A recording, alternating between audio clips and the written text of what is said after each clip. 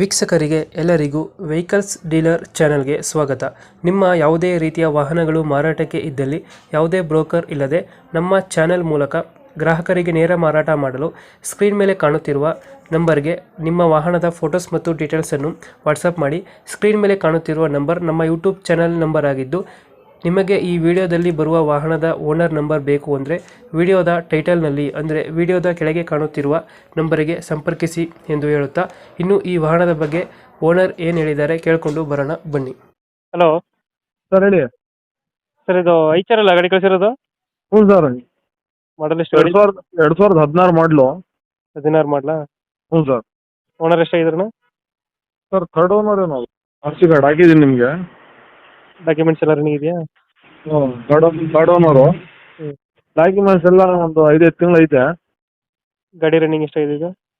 ಗಾಡಿ running ಓಡೈತೆ sir, ಒಂದು 2 ಲಕ್ಷ ಓಡೈತೆ.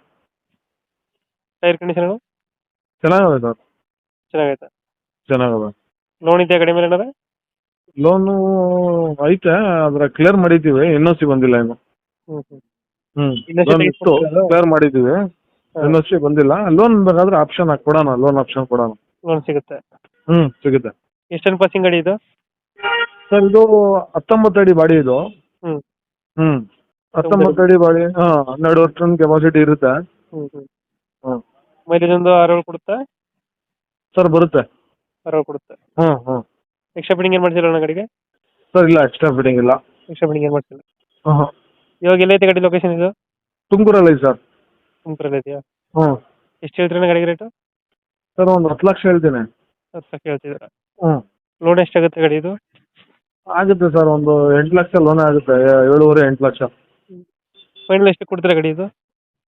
ಹೆಚ್ಚು ಕಡಿಮೆ ಕೊಡೋಣ ಸರ್, ನೆಗೋಷಿಯಬಲ್ ಕೊಡ್ತೀನಿ, ಒಳಗಡೆ ಕೊಡ್ತೀನಿ, 10 ಒಳಗಡೆ ವ್ಯಾಪಾರ ಮಾಡಿಕೊಡ್ತೀನಿ.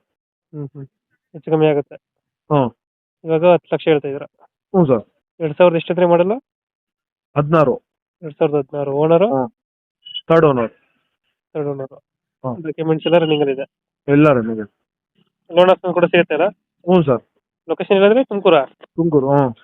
ಓಕೆ, ಅಪ್ಡೇಟ್ ಮಾಡ್ತೀವಿ ನಾ ಗಾಡಿ. ಹ್ಞೂ ಸರ್. ನಮ್ಮ ಚಾನಲ್ ಕಡೆಯಿಂದ ಬಂದರೆ ಹೆಚ್ಚು ಕಮ್ಮಿ ಮಾಡಿ ಗಾಡಿ ಕೊಡಿ. ಖಂಡಿತ. Thank you.